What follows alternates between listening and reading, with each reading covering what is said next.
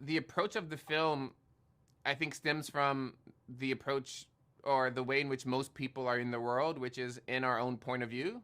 I think the natural language cinema has naturally evolved from theater and performance, and which is more third person. But I find first person camera language, even without the hands being involved, where you're using a very specific movement of the camera that's attached more to consciousness, is extremely interesting and I think aligns with values about authorship. And so, yeah, that's kind of the underpinnings of why it took that approach early on, which of course is maintained throughout, but it's a little bit less aggressive and a little bit slower. How important are for you the nonverbal dialogues? I mean, I thought there were some in the movie and they were beautiful. Like Yeah. when we see an orange or a leaf or a Mm. hand. Well, I mean, like it's bizarre to think about. Maybe it isn't bizarre. I think dialogue is okay. I think the visual field and the visual world is just as interesting, if not more interesting. And quite often, I find you don't need any dialogue. You just need to be using the camera and what's in front of it more specifically, and you can convey vaster emotions and very similar information. I also kind of believe that dialogue in cinema kind of reduces or puts expectations on dialogue in real life that are unable to be upheld, and that's not quite nice. I think that there are institutions like this that still exist today, right? Mm. Yeah, I think so. You, I mean, I don't know where they are. If they do, I'd go right now. it would be, yeah. Where did you find the actors? I mean, wonderful that Turner and Elwood. Yeah. I mean, yeah, Um. Well, Guy, we it's an had, end. yeah. I think it's like Brandon Turner, Brandon Wilson, and Ethan Herisse. We had an amazing casting director, Guy, named Vicky Thomas, and she has her connections and got a bunch of casting tapes. We found Turner, Brandon first within the first batch. Really easy choice. He just like exuded who Turner was, and then we got Elwood, Brandon, or Ethan Herisse quite late in the game, but also just felt perfect for the role.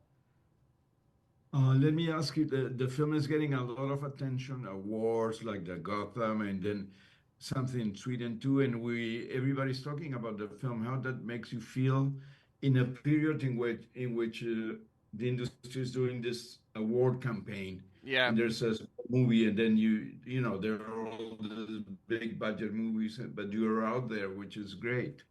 Well, it feels Yeah. yeah, it feels good, but it also feels um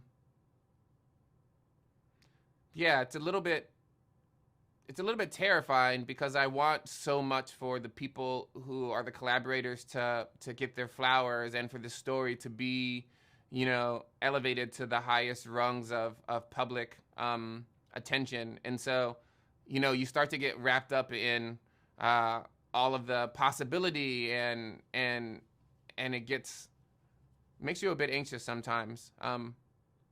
Yeah, just to be frank.